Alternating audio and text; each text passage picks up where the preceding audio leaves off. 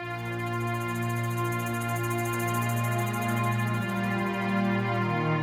a empezar a presentar esta parte. Entonces ya si llegan, entonces lo que quiero platicarles ahora es esto sobre teoría de Galois para extensiones infinitas. Entonces es una rápida revisión de teoría de Galois sobre extensiones infinitas para luego poder entrar a las representaciones de Galois. ¿Okay? Bien. Entonces la idea es como repetir lo que habíamos visto ayer, pero considerando esta situación. Entonces ahora lambda sobre K va a ser una extensión de Galois y puede ser infinita o no. Digamos, esta teoría se vale en general, ¿no? ¿Ok? Entonces, lo primero que tenemos es que toda subextensión de esta extensión lambda de K se puede encajar dentro de una subextensión de Galois. Es una cosa que tenemos que tener en cuenta y que es más o menos clara, porque si lambda es una extensión de Galois, entonces recuerden que lo que estaba pasando con esta situación era algo así. Entonces yo tengo aquí lambda y aquí tengo K, y entonces si yo me tomo cualquier subextensión que está aquí en medio, entonces por los teoremas que habíamos visto, como lambda sobre K es separable, entonces E sobre K también es separable. Entonces la separabilidad ya la tenemos. Toda subextensión se puede encajar en una subextensión de Galois. Entonces la única cosa que tendríamos que ver es ver si puedo tener una extensión de Galois aquí adentro. Y aquí me parece que toda subextensión finita, debería haber dicho subextensión finita, se puede encajar en una extensión de Galois. Esta extensión aquí debería ser finita. Entonces, lo que yo tengo como separable, entonces yo sé que es de la forma K de alfa, para algún alfa, y entonces ahora lo que puedo hacer es fijarme en el campo de descomposición de este elemento alfa, y entonces este campo de descomposición se va a encajar en una extensión que ya va a ser una extensión normal, es el campo de descomposición, y entonces por lo que habíamos platicado, F como alfa es un elemento separable, porque está generado por extensión separable, entonces F ya es una extensión separable y además es normal, entonces ya es una extensión de Galois, y además me puedo fijar en la extensión adentro de mi extensión grande. Entonces digamos que esta extensión, toda extensión finita, se puede encajar adentro de una extensión de Galois. Esta que está aquí ya es una extensión de Galois, necesariamente, ¿no? Entonces esas son las cosas que hay que tener. Entonces, en cuenta, el grupo de Galois, ahora lo que queremos entender es ver que el grupo de Galois en realidad está determinado por sus cocientes finitos, ¿no? ¿Y qué es lo que quiere decir justamente por los cocientes finitos? Bueno, pues por subgrupos, voy a poder escoger subgrupos normales, el grupo de Galois, de tal manera que el cociente sea un grupo finito. Y entonces, si yo considero todos esos subgrupos y todos estos cocientes, de tal manera que es finito, entonces yo voy a tener que este grupo de Galois se va a poder entender ni más ni menos como, digamos, la unión de todos ellos. El concepto preciso es que es un límite, el grupo de Galois es un límite, es un, ¿cómo se llaman? Es un límite de todos estos subgrupos finitos, ¿no? Ahorita lo vamos a precisar. Ok, y entonces, como para verlo en general, porque de hecho me gustaría definir este concepto en general, vamos a entenderlo de la siguiente manera, ¿no? Entonces vamos a considerar una torre de extensiones de Galois, y la torre de extensiones es esta, MLK, ¿sí? Entonces es una torre de extensiones de Galois, eso quiere decir que M es de Galois sobre K y L es de Galois sobre K, ¿verdad? Y vamos a suponer que todos están contenidos en una extensión, digamos, infinita de Galois, ¿no? Esta que está aquí. Entonces, lo que nos está diciendo es que vamos a tener mapeos suprayectivos del grupo de Galois de M sobre K al grupo de Galois de L sobre K, ¿no? Y esto, como lo vemos, entonces, límite proyectivo, exacto, límite proyectivo, exactamente lo que quería decir, se me fue. Entonces, ¿cómo vemos este morfismo del grupo de Galois de M sobre K al grupo de Galois de L sobre K? Pues simplemente es la restricción, ¿verdad? Si yo me tomo un automorfismo de M que deja fijo acá, entonces yo puedo restringirlo, el automorfismo de M sigma, un automorfismo sigma de M, ¿verdad? Entonces, si yo en principio lo puedo restringir a L está aquí, ¿verdad? Entonces, en principio, sigma pues debería de ir de L a M, no tiene por qué ir de L a L. Sin embargo, tenemos que considerar que L es una extensión de Galois, y como L es una extensión de Galois, justamente una de las características que tiene esa extensión de Galois es que son normales, y esto quiere decir que cualquier automorfismo se restringe a un automorfismo del L, o que la imagen de L vuelve a estar adentro de él. Y entonces, en efecto, cuando yo lo restringo, lo que obtengo es un automorfismo de L a L. Y entonces este morfismo resulta ser su proyectivo, ¿no? Justamente por también lo que hemos dicho, cualquier automorfismo de L sobre K como su extensión algebraica se extiende a un automorfismo de M, ¿no? Que el día L o lo que sea, se obtiene un automorfismo de M porque M es una extensión algebraica y entonces se puede levantar. Entonces lo que tendría es un morfismo suprayectivo de aquí para acá, ¿verdad? Y que se quiere es un morfismo suprayectivo. Y ahora, Más aún, si n es otra extensión de Galois finita de K que contiene a m, entonces se tiene este diagrama conmutativo. Y esta es la condición de compatibilidad que yo le estoy diciendo. Si yo tengo otra extensión, o sea, si me gustaría ponerlo aquí en el dibujito, si tengo otra extensión de Galois finita de K que contiene a m, o sea, es una extensión intermedia, entonces se cumple esta propiedad de conmutatividad. Es decir, el morfismo este de n a l se va a hacer lo mismo que ir primero a m, y luego de m ir a L directamente. Si lo puse en el orden correcto, creo que más aún si n es otra extensión de Galois que contiene m. Si n es más grande que m, ¿no? Entonces, si yo lo pongo aquí en el dibujito, ¿verdad? N está aquí, luego está m, y luego está... ¿cómo está la cosa? ¿Cómo está la cosa? Si n es otra extensión de Galois finita de K que contiene a m, y m contiene a L, ¿no? Entonces, aquí está, exactamente. Y K está aquí, ¿no? Entonces, yo tengo mis morfismos, estos phi de ml, que van del grupo de Galois, entonces me está diciendo que yo voy a poder restringirlo, digamos, con esta situación, ¿no? Siempre y cuando esté aquí, lo cual tiene todo el sentido, no son las restricciones. Los automorfismos de n que me fijan acá, lo voy a poder restringir un automorfismo de m que me fija acá, y si yo quisiera verlos hasta L, entonces los automorfismos de n sobre L se pueden descomponer por la extensión intermedia que está aquí. Y entonces esta noción de compatibilidad que tienen estos morfismos es lo que me va a permitir ver a mi grupo de Galois ni más ni menos como un sistema proyectivo. Entonces, si ya lo defino formalmente, entonces tenemos que un sistema proyectivo de grupos lo vamos a hacer en general, porque lo voy a utilizar también para los números p-ádicos, ¿verdad? Si tengo un sistema proyectivo de grupos, ¿qué es un sistema proyectivo? Pues es una familia de grupos G-alfa, junto con una familia de morfismos G-alfa-beta, de tal manera que el conjunto que me esté indexando, el conjunto de las alfas, que aquí lo llamo I, el conjunto de las alfas I, es un orden parcial, y vamos a decir que es un orden dirigido, y eso quiere decir que siempre que yo tomo cualquiera dos elementos, alfa, beta, en I, siempre va a existir un elemento gamma, de tal manera que ese elemento gamma le gana a ambos alfa y beta que había dirigido. Es decir, no necesariamente alfa y beta se pueden comparar, es un orden parcial, no tengo por qué compararlos, pero siempre va a existir un elemento en el orden, en el conjunto, que sí lo voy a poder comparar y que de hecho pues, va a ser más grande que ambos. Entonces eso es lo que vamos a llamar un conjunto dirigido. Y entonces un sistema proyectivo es una familia de grupos indexada por un orden parcial, por las alfas, y una familia de morfismos y alfa beta, que está dado así. O sea, para cada alfa en I, yo voy a tener el grupo G de alfa, y para cada alfa beta en I, de tal manera que alfa es menor o igual que beta, voy a pedirle que tenga un homeomorfismo de grupos, y de alfa beta, que va de G de beta a G de alfa. Y aquí notar le estoy poniendo el orden al revés, ¿verdad? Si alfa es menor o igual que beta, entonces el morfismo de grupos que yo estoy poniendo es phi de beta a alfa, que va de G de beta a G de alfa. Es decir, me voltea el sentido de la desigualdad, digamos. Si la desigualdad de alfa-beta la pienso como una flecha, que va alfa a beta, ¿verdad? Si yo lo pensara como una desigualdad, entonces aquí el phi beta alfa pues iría con la flecha hacia el otro lado, ¿verdad? Entonces esto es porque hay una interpretación, de hecho, de esto en términos puramente categóricos, y entonces conviene pensarlo a veces como el conjunto I, pensarlo como una categoría. De hecho, el conjunto I, que es un orden parcial, se puede claramente pensar como una categoría en donde los objetos son los elementos de I, alfa, beta, y los morfismos, solamente hay un morfismo solamente si alfa es menor o igual que beta. Entonces, esto sería una flecha, ¿no? La identidad es el morfismo de alfa-alfa, ¿no? Alfa es menor o igual que alfa, o alfa es igual a alfa, entonces ahí hay un único morfismo que es la igualdad, y sería la flecha en sí mismo, ¿no? Sería la identidad. Y entonces cumple todas las propiedades de categoría, entonces a veces me conviene pensar esto como una categoría de las alfas, y entonces yo también puedo indexar, digamos, con una categoría de este tipo, y bueno, la única propiedad es que yo le pido es que existan este tipo de elementos gamas que sean más grandes que, como aquí arriba, perdón, los elementos gamas que sean más grandes que todos lados, y eso también se puede decir en términos categóricos, ¿verdad? O sea, es como una categoría filtrada para cualquiera dos elementos que posiblemente no tienen morfismos, pero siempre va a existir otro elemento, otro objeto gamma en la categoría, de tal manera que exista un morfismo hacia allá, ¿no? Bueno, se puede decir. Y bueno, la cuestión de compatibilidad en general, que vimos que cumplen los grupos de Galois, también la vamos a pedir, es decir, que si yo tengo alfa menor o igual que beta, menor o igual que gamma, entonces yo le pido que cumpla que phi de gamma alfa sea lo mismo que phi de gamma beta, luego componerlo con phi de beta a alfa, que se tenga esta relación de compatibilidad. Y entonces, una vez que yo tengo una familia de grupos indexada por un orden parcial, y una familia de morfismos phi de beta a alfa, siempre que alfa sea menor o igual que beta, entonces yo puedo fijarme en un subconjunto del producto, ¿verdad?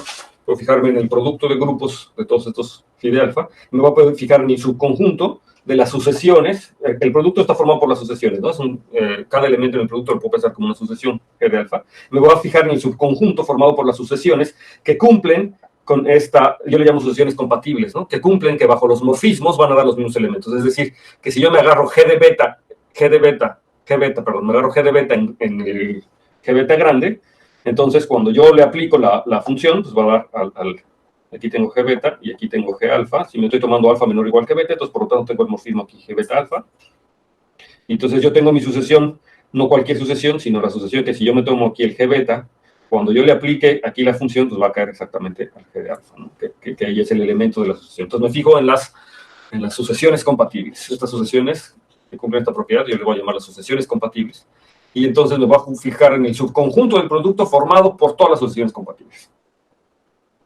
Y entonces el límite proyectivo, el sistema proyectivo generado por este grupo, es el subconjunto del producto formado por todas las sucesiones compatibles. Y este conjunto lo denotamos por el límite.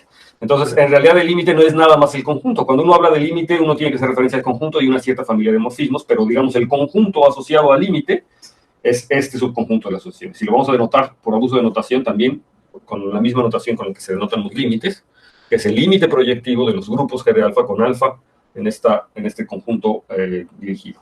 Pero, entonces hay que decir ahora quiénes son los morfismos. Y entonces este límite o este conjunto que llamamos el límite viene también acompañado, viene equipado con una familia de morfismos de proyecciones naturales, que son estos morfismos que está aquí. Es decir, para cada elemento beta en el orden parcial voy a pedirle que tenga un morfismo de este conjunto que acabo de definir, de este subconjunto de las sucesiones, a G de beta. Y este conjunto, así como lo estoy haciendo de manera constructiva, pues es la proyección natural, ¿verdad? Es decir, yo tengo mi sucesión.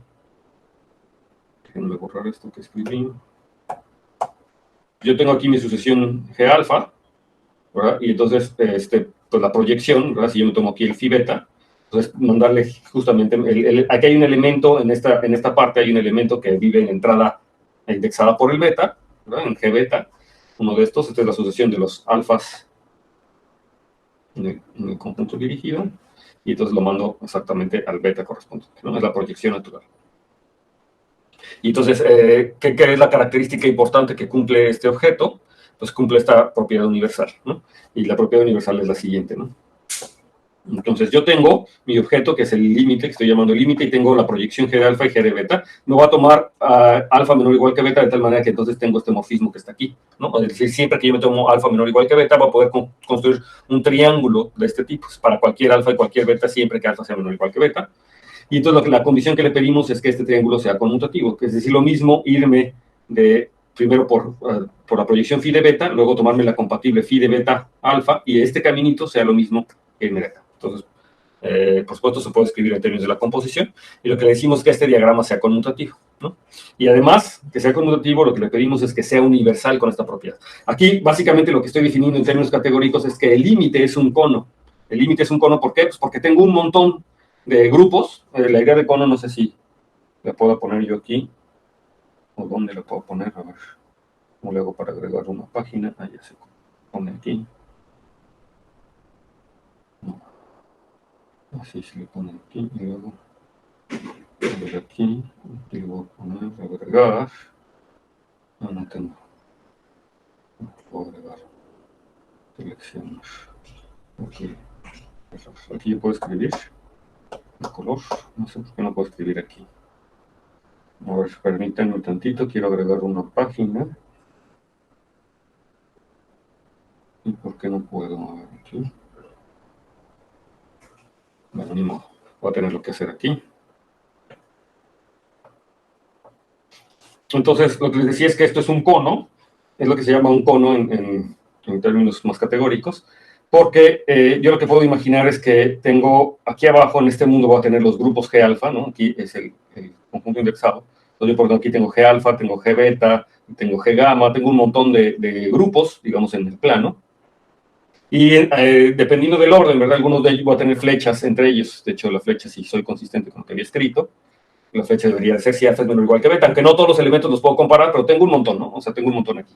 Y lo que estoy diciendo es que el límite es un objeto que está aquí arriba, es un objeto G, con un montón de flechitas hacia abajo. Y entonces esto me da la idea, de hecho, para cada punto aquí abajo, tengo un montón de flechitas. Entonces esto me da la idea que tengo como aquí un vértice y tengo un montón de flechas para acá abajo. Entonces eso es lo que se llama un cono. ¿verdad? Pero entonces, como la categoría en la que cae, que es esta categoría de aquí abajo, tiene, o no es una categoría, más bien el diagrama en el que cae aquí abajo, esto de abajo se llama un diagrama, es un conjunto, una categoría indexada por una categoría filtrada, como esta que está aquí.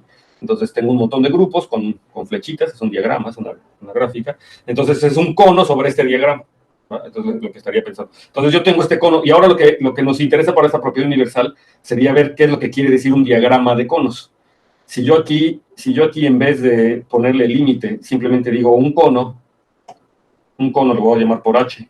Entonces va a ser otro grupo junto con una familia de morfismos hacia cada uno de estos objetos, y como quiero decir que sea un cono sobre el diagrama, le voy a pedir la misma noción de compatibilidad que le acabo de pedir aquí al límite, es decir, que es un cono, es una familia, es un objeto H en la categoría junto con esta familia de morfismos, de tal manera que cumple que si yo aquí abajo puedo formar, digo que si yo aquí abajo tengo una noción de compatibilidad, entonces irme para acá, irme en este sentido, es lo mismo que irme de aquí para acá y luego de aquí para acá. O sea, que se cumpla la condición de conmutatividad, exactamente la condición de conmutatividad que tengo aquí, pero ahora este objeto aquí lo estoy cambiando por cualquier otro objeto H. Entonces, un cono sería un objeto H junto con su familia de morfismos y que cumple la misma condición de compatibilidad que le estoy teniendo aquí. Entonces, en ese sentido, el límite que yo estoy definiendo aquí es claramente un cono sobre este diagrama, sobre el diagrama de grupos indexado por el conjunto I, y que cumple con esta noción de compatibilidad.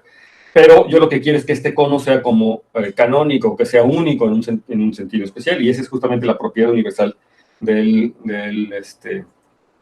producto. Me está diciendo que, de hecho, yo voy a poder definir lo que es la categoría de conos, es decir, voy a poder definir lo que es un morfismo entre conos. Entonces, si yo me tomara aquí otro cono, yo aquí me tomo G, otro cono, y entonces, ¿qué quiere decir que es otro cono? Déjame cambiarle ahora las flechas para que se vea. Entonces, otro cono quiere decir que yo voy a tener mismos morfismos aquí con la misma noción de compatibilidad en la composición. Es decir, nuevamente, si yo considero esta flecha, entonces va a ser lo mismo de aquí para acá que de aquí para acá. ¿Sí? Que esta flecha que está aquí. Entonces, que se cumplen las condiciones de compatibilidad, yo tengo este cono. Y ahora puedo definir lo que es un morfismo entre conos. Entonces, ¿qué cosa es un morfismo o qué sería un morfismo entre conos?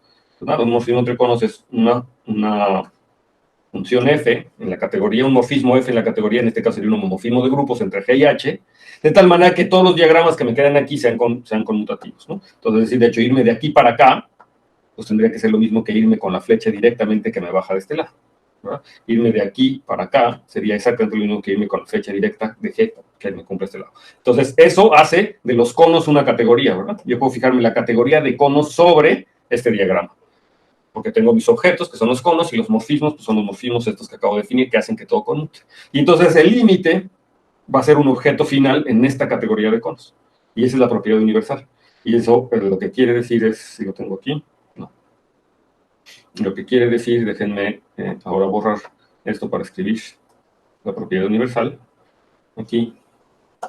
Y es que si yo tengo cualquier otro cono, es decir, cualquier otro objeto con morfismos hacia acá y hacia acá para todo alfa menor o igual que beta, de tal manera que los diagramas correspondientes conmutan, entonces va a existir un único morfismo de aquí para acá, lo voy a llamar phi, va a existir un único morfismo G al límite, de tal manera que todos estos diagramas conmutan, es decir, va a existir un único morfismo del cono G, o del cono G al cono límite, ¿de acuerdo? Y entonces eso hace que el límite sea un objeto final en la categoría de conos sobre este diagrama que estoy llamando aquí abajo, ¿no? Y entonces esa es la propiedad universal. Que ser una propiedad universal, en este caso, lo estoy viendo como un objeto final en la categoría de conos. ¿Ok? ¿Sí queda claro? Y entonces eso quiere decir que siempre que yo tenga otro objeto que también cumple la propiedad de que me hace esto conmutativo, va a existir un único morfismo de G a el límite, lo que llamo límite, de tal manera que hace esto conmutativo. En otras palabras, el límite factoriza, ¿verdad?, a cualquier otro objeto que cumple con la propiedad que me gustaría que cumpla el cono. Y entonces ese va a ser el límite. Digamos, en términos categóricos, yo puedo definir el límite para un montón de categorías. La cosa es que no necesariamente existe, ¿verdad? O sea, siempre que yo tenga diagramas, la noción de límite la podría definir, digamos, en abstracto, ¿verdad? Es un objeto, si existe, que cumple esta propiedad universal, pero la cosa es que los límites no necesariamente existen. Afortunadamente, en la categoría de grupos sí existe, y de hecho, la construcción que yo hice del límite hace rato, como las sucesiones compatibles, pues demuestra que el límite existe. Y básicamente el límite existe en la teoría de grupos porque tengo este producto y porque puedo tener esta noción de sucesiones compatibles, ¿no? O sea, lo puedo construir explícitamente. Y es un ejercicio verificar que esa construcción que hice yo para los grupos de Galois, en efecto, satisface esta propiedad universal. Es decir, si es el objeto final en la categoría de conos. Y entonces, en efecto, el objeto que definí hace rato es un límite. Entonces, ahora vamos a la siguiente definición general. Entonces, un grupo profinito es definido como el límite proyectivo de un sistema proyectivo de grupos finitos, ¿no? Entonces, yo tengo mi sistema proyectivo de grupos finitos y el límite, que ya vimos que se puede construir, lo puedo construir exactamente de la misma manera, como hice hace rato, ¿verdad? ¿Cómo lo construyo? Pues me tomo el producto y luego me tomo las sucesiones compatibles y ese va a ser mi límite. O ese va a ser isomorfo. Aquí algo que no dije es que, bueno, este es un objeto final y en esa categoría, y eso implica, o sea, es un objeto final salvo isomorfismo, es lo que más bien, a lo mejor tengo que hacer esa aclaración. Si cualesquiera dos límites van a ser isomorfos. Y eso quiere decir que porque cualquiera dos objetos finales son isomorfos, ¿no? O sea, es único salvo isomorfismo.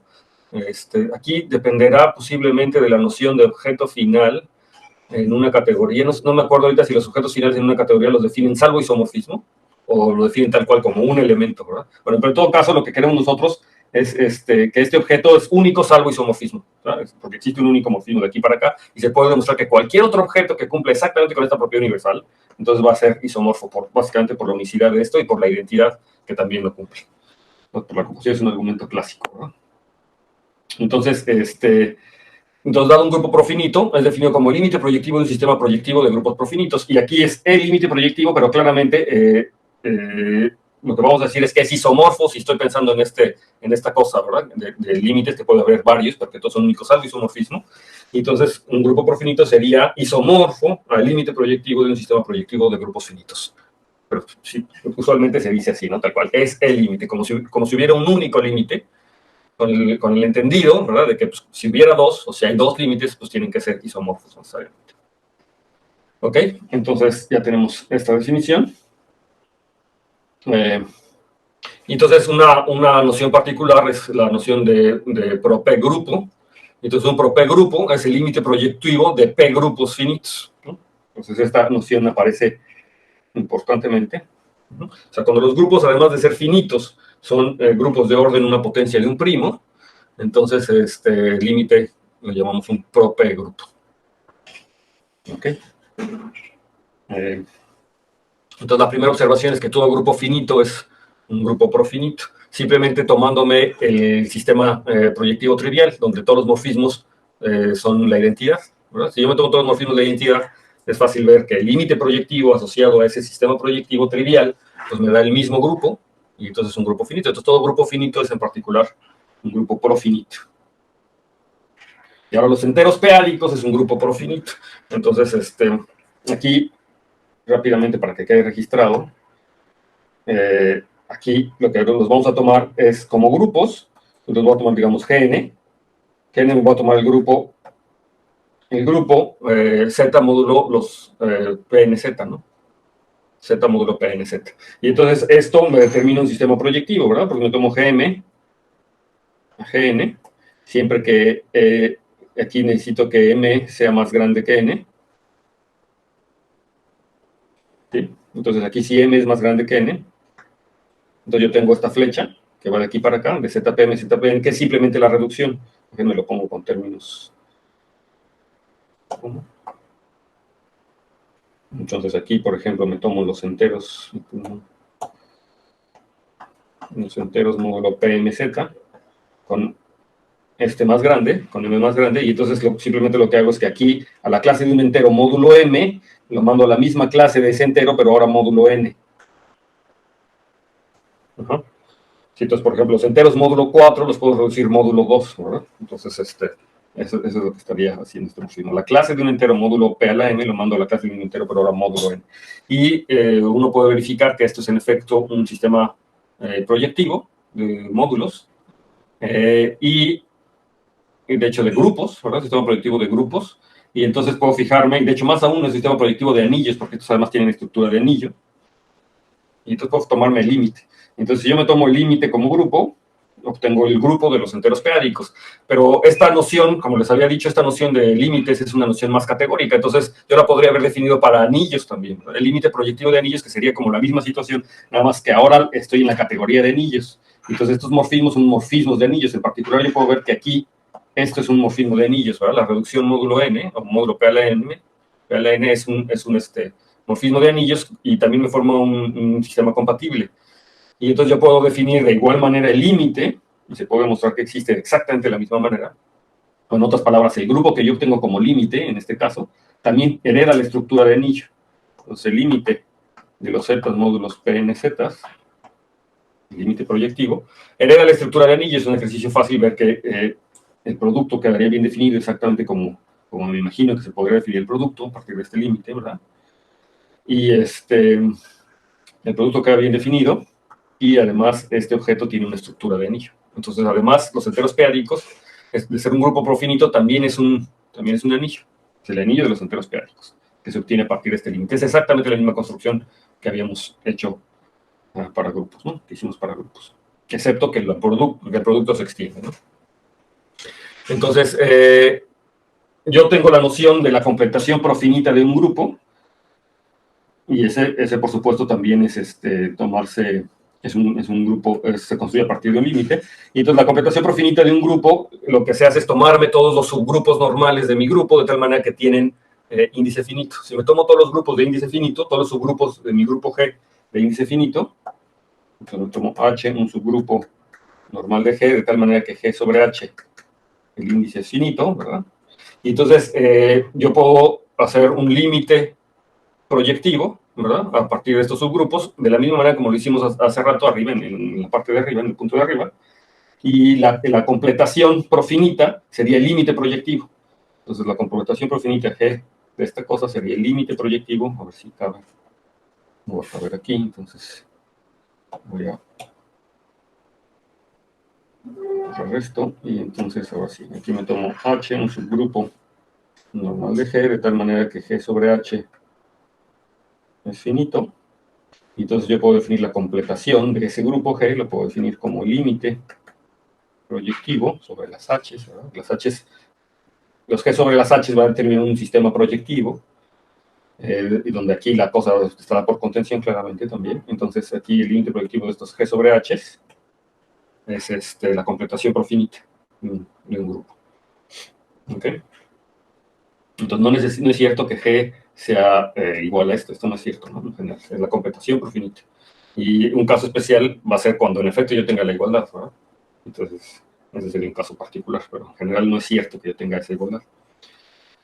Entonces, nosotros eso lo queremos específicamente ahora para los grupos de Galois y para entender el grupo de Galois absoluto en particular. Entonces, el teorema es el siguiente. Entonces, sea lambda sobre K una extensión de Galois. Entonces, los grupos de Galois, de las subextensiones de Galois finitas de lambda, junto con los homomorfismos que habíamos descrito anteriormente, ¿verdad? Estos, ¿sí? Para extensiones, para torres de extensiones, forman un sistema proyectivo. Entonces, eso ya lo habíamos visto, ¿verdad? Forman un sistema proyectivo y entonces lo que podemos hacer es calcular el límite. Y se tiene que el grupo del Galois, de hecho, de la extensión lambda, es isomorfo a G, donde G es el que yo aquí no le puse, pero G es el límite proyectivo. No lo puse, ¿verdad? Creo que no lo había puesto, pero cuando G me estoy refiriendo al límite proyectivo, ¿no? Y yo tengo estos morfismos proyectivos que está aquí. Se llama la selección de Galois de grupos de Galois, la extensión de Galois finitas. Entonces, lo que estoy viendo es que el grupo de Galois de la extensión posiblemente infinita, esta que está aquí, se puede ver como el límite proyectivo de las subextensiones finitas, donde G es el límite proyectivo de las subextensiones infinitas con este sistema proyectivo que me está generando, o con estos morfismos con sistema proyectivo, donde los objetos son los grupos de Galois de extensiones finitas. Entonces, todo grupo de Galois es el límite proyectivo de sus subextensiones finitas. ¿Verdad? Es lo que está diciendo este resultado que está aquí. Este es un resultado muy importante porque entonces me permite entender a los grupos de Galois, incluso de extensiones infinitas, a través de sus extensiones de Galois finitas, de las extensiones de Galois finitas. Digamos, eso uno podría pensar, pues ya está, ¿no? Lo entiendo a partir de las extensiones finitas, pero de todas maneras no es aunque yo lo pueda entender como un límite, no es tan claro quién es un objeto muy grande la mayoría de las veces, ¿no? Aunque me facilita, digamos, el trabajo entender al grupo Galois como a través de sus extensiones finitas, pero de todas maneras hay muchos objetos, hay muchas sucesiones compatibles. Es decir, yo puedo entender el grupo de Galois de una extensión de Galois infinita como sucesiones compatibles, ¿sí? Sucesiones compatibles de elementos en extensiones finitas. Pero de todas maneras es difícil poder determinar quiénes son esos objetos claramente. O sea, poder caracterizar estos grupos, poder decir quiénes son todos sus subgrupos, etc. Es difícil. De ahí que uno tiene que estudiar sus representaciones, ¿no? Uno estudia las representaciones de estos grupos para poder, digo, una de las razones podría ser para entender mejor a estos grupos, ¿no? Repito la frase, ¿no? Los grupos, como las personas, se entienden por sus acciones. Entonces, si yo quiero entender estos grupos, pues una forma interesante de hacerlo es a través de sus acciones, y es decir, de sus representaciones, ¿no? En particular de sus representaciones lineales continuas, que es lo que vamos a hacer aquí, ¿no? Entonces, seguimos con los ejemplos. Si yo me tomo FQ, el campo finito con Q elementos, y F su cerradura separable, entonces el grupo de Galois de las cerraduras separables, es decir, el grupo de Galois absoluto, es un grupo de Galois profinito, y además se puede decir exactamente a quién es isomorfo. Es isomorfo a los enteros, este Z, a la completación, hasta la completación profinita de los enteros. Bueno, esto es un ejercicio también, ¿no? Es justamente ver que el grupo de Galois de las cerraduras algebraicas se puede entender a través del grupo de Galois de las extensiones finitas de un campo finito, y ustedes saben que las extensiones finitas de un campo finito, pues es isomorfo al grupo Z, módulo NZ, y la extensión es de grado N. Y entonces, eso es lo que me da, ¿verdad? Entonces yo me puedo fijar en la completación de los enteros. La completación de los enteros en el sentido que estoy dando es justamente el límite proyectivo de los Z módulo NZ, ¿verdad? O sea, Z gorrito. La completación profinita de los enteros es el límite de Z módulo NZ, el límite proyectivo. Y todos estos grupos que están aquí son isomorfos a los grupos de Galois de extensiones finitas, de hecho, de la extensión de grado N. Y entonces, de ahí viene el isomorfismo, ¿no? Y entonces tengo más... tenemos más ejemplos. Por ejemplo, el grupo de Galois de esta extensión de campos, que son los números racionales pegándole todas las raíces p-enésimas de la unidad. Entonces, a los racionales me tomo un número fijo primo p, y ahora le voy a fijar las raíces p-enésimas y las raíces p-cuadradoésimas, o p-cubicoésimas de la unidad, y las pego todas a los racionales, ¿no? Me fijo la extensión generada por todas esas raíces racionales. Es la notación de aquí, ¿sí? Con el infinito. Y entonces yo puedo ver que este grupo de Galois, el grupo de Galois es profinito y además isomorfo a las CP, que son los peádicos, pero a las unidades de los peádicos. Y este también es un ejercicio. Aquí la cosa es ver cómo yo puedo entender este grupo, el grupo de Galois asociado a través de las extensiones finitas de Galois, ¿verdad? Y bueno, las extensiones finitas de Galois, pues es lo que les digo, son las raíces, pegarle a Q las raíces p-enésimas de la unidad, y pegarle las raíces p-enésimas de la unidad, ustedes van a ver que es isomorfo a Z módulo P a la NZ, a las unidades Z módulo P a la NZ. Entonces de ahí vendría el isomorfismo con esto. Entonces, esto lo dejo como ejercicio, digamos, que vean este isomorfismo. Y de hecho, si lo hago para ahora al grupo, me voy a fijar el grupo de Galois de todas las raíces de la unidad, no solamente las raíces p-enésimas de la unidad.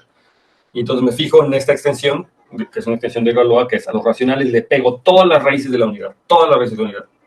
Y entonces puedo ver que este grupo es isomorfo a la completación, o a las unidades, ¿verdad? A los elementos invertibles de la completación de los enteros. Aquí nuevamente es Z. Y el argumento es parecido al anterior. Nuevamente hay que entender a Q de mu a través de sus extensiones de Galois finitas, ¿verdad? O entenderlo como un límite proyectivo de extensiones de Galois finitas.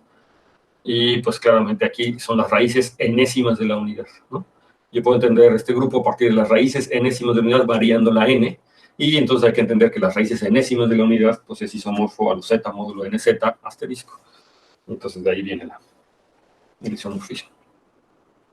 Y entonces ahora, nuevamente les decía que esta noción de límite se puede hacer en términos categóricos. Lo único que yo necesito es, en tal caso, en la categoría poder garantizar su existencia. Pero en principio yo lo puedo definir para cualquier categoría. No puedo garantizar que exista, pero para cualquier categoría que tenga yo esta noción de diagramas, esta noción ¿cómo le llamé? De límites directos, ¿no? de sistemas proyectivos. Cuando tengo esta noción de sistemas proyectivos y que yo puedo definir la noción de cono, ¿verdad? Yo podría definir, si es que existe, un límite.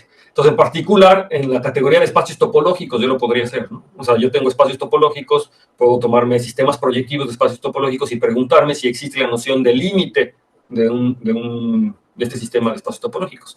Y de hecho sí pasa, ¿verdad? En espacios topológicos yo tengo estos solenoides, ¿verdad? Que le llaman, se pueden entender exactamente como límites de otros espacios topológicos, un límite proyectivo. Pero en particular en la categoría de grupos topológicos. Es decir, si yo tengo grupos que además tienen estructura de espacios topológicos en donde las operaciones son continuas, las operaciones de multiplicación y de cálculo de inversos son funciones continuas, entonces yo tengo la noción de producto, nuevamente en este grupo topológico, y el producto, además de ser un grupo como ya lo tenemos, además tiene la estructura de espacio topológico con la topología del producto, y entonces es un producto en la categoría de grupos topológicos. Entonces, yo puedo preguntarme de la existencia de límites aquí y ver si el límite es nuevamente un grupo topológico. Entonces, esa es la noción. Entonces,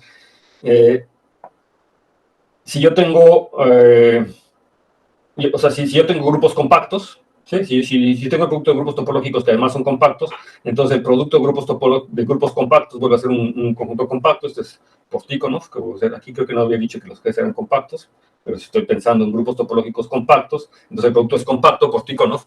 En particular, si yo me tomo grupos finitos, si los G alfa son grupos finitos, entonces con la topología discreta son grupos topológicos. Y además, como son finitos, son grupos compactos, entonces podría tomarme el producto de todos ellos, y entonces el producto de todos ellos vuelve a ser un grupo topológico compacto, por el teorema de Tikhonov. En particular, si los G de alfa son grupos finitos. ¿Sí? Y entonces, yo podría tomarme ahora el límite con la definición que había visto, como el subconjunto de sucesiones compatibles del producto, y entonces es fácil ver que es un grupo cerrado, es decir, la noción de compatibilidad es una noción cerrada, y entonces yo puedo ver que el conjunto que yo obtengo gracias a tomar nuestras sucesiones compatibles es un cerrado del producto, con la topología que habíamos visto. En particular estoy pensando cuando G de alfa son grupos finitos y entonces la topología del producto es un conjunto compacto, entonces este caso es un subgrupo cerrado, un espacio topológico cerrado de ahí de un compacto, entonces por lo tanto vuelve a ser un conjunto compacto. Entonces el límite, así como lo construimos para grupos finitos, es un compacto, es un subconjunto compacto. Y entonces ahora yo tengo las proyecciones canónicas, que le estaba diciendo que esta noción se extiende a la categoría de grupos topológicos, entonces en particular estas funciones que están aquí, que sean las proyecciones, son continuas, son funciones continuas, y de hecho lo que tengo es que los núcleos, los kernels de estos homomorfismos forman una base de abiertos para la topología del límite. No sé por qué le puse uno, pero debe ser para la topología del límite. Entonces, digamos, esta descripción de este grupo, como un grupo topológico, es muy interesante, ¿verdad? Es un grupo topológico con la topología heredada de este análisis que acabamos de hacer, pero además tengo una base de la topología, y esta base de la topología es generada por los núcleos de estos proyecciones, ¿no? Las proyecciones canónicas. Y además podemos decir muchas cosas, ¿no? El límite proyectivo es un espacio compacto, Hausdorff, y además él es totalmente desconexo. Entonces, totalmente desconexo quiere decir que la componente conexa de cada punto es el punto mismo. Es decir, los únicos conexos son los puntos. Entonces ya se imaginan cómo la topología de esto son conjuntos de Cantor, ¿no? Son polos de Cantor, son tipo Cantor. Entonces, esta es una cosa muy curiosa que es como, yo lo veo como una desventaja de la topología de estos objetos. Bueno, le da una riqueza en cierto sentido, ¿verdad? Es un conjunto de Cantor, son conjuntos totalmente desconexos, pero me da una desventaja porque como espacio topológico eso me impide tener una buena noción de teoría de gavillas, por ejemplo. Si yo quisiera definir lo que es una gavilla aquí en estos espacios topológicos, o definir una buena noción de pegado de funciones, pues va a haber muchas funciones continuas, entonces no me va a dar una buena noción. Para algunas cosas resulta ser interesante, para algunas cosas me simplifica la vida en algunas circunstancias, ¿no? Pero de hecho la topología que yo puedo obtener a partir de estos objetos totalmente desconexos es muy interesante, pero con sus desventajas.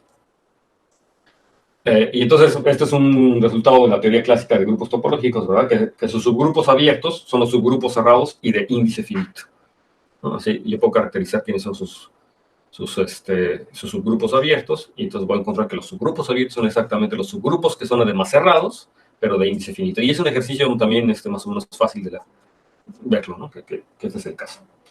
Ok, entonces un grupo G es profinito, es una perdón, una caracterización de los grupos profinitos, que un grupo G es profinito si solamente si G es un grupo topológico Hausdorff, compacto y totalmente disconexo. Entonces, es una caracterización muy interesante de los grupos profinitos que se definen en términos, digamos, algebraicos a partir de límites, ¿verdad? De una construcción algebraica, de esta noción categórica de límites, si ustedes quieren. Pero hay una caracterización en términos puramente topológicos, lo cual también facilita mucho la vida, ¿verdad? Porque siempre hay veces que las características topológicas son más fáciles de ver o de observar en nuestros objetos que las características algebraicas, aunque a veces también es al revés, ¿verdad?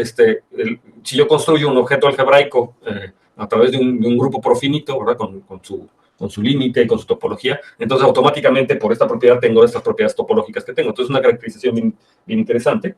Un grupo G es profinito y solamente si es un grupo topológico que es Hausdorff, compacto y totalmente disconexo. Entonces estas características que tienen aquí atrás, lo que hemos visto aquí atrás, pues de hecho caracterizan a los grupos profinitos.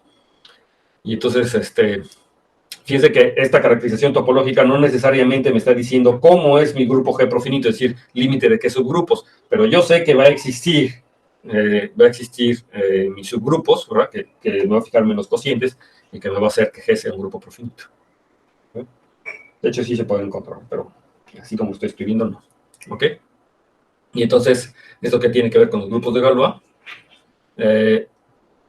Entonces, la observación es que si lambda LK es una torre, ¿verdad? De grupos, y lambda es una extensión de Galois de K, entonces lambda es una extensión de Galois de L, ¿sí? Es la extensión aquí intermedia, si esta es una extensión de Galois, entonces esta es una extensión de Galois, y además el grupo de Galois de esta extensión es un subgrupo del grupo de Galois total, de gamma sobre K.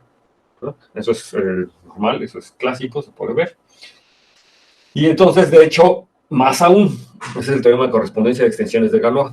Yo tengo una correspondencia, es decir, yo me puedo fijar por un lado el conjunto de las extensiones intermedias, L, del grupo de Galois, y por otro lado me voy a fijar en los subgrupos del grupo de Galois, de la extensión lambda sobre K, me fijo en los subgrupos del grupo de Galois, de tal manera que H ahora no es cualquier subgrupo, sino un subgrupo cerrado. Esa es justamente la diferencia con el teorema de correspondencia de Galois para extensiones finitas.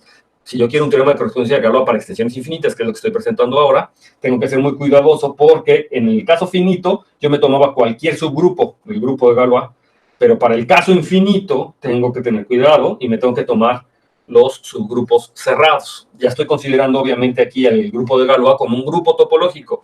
¿Por qué? Pues por todo lo que acabo de decir, el grupo de Galois es un grupo topológico profinito, ¿verdad? Y entonces la correspondencia va a ser así. A cada subcampo de Galois L le va a asociar su grupo de Galois. Normal. Y a cada subgrupo cerrado le voy a asociar su campo fijo.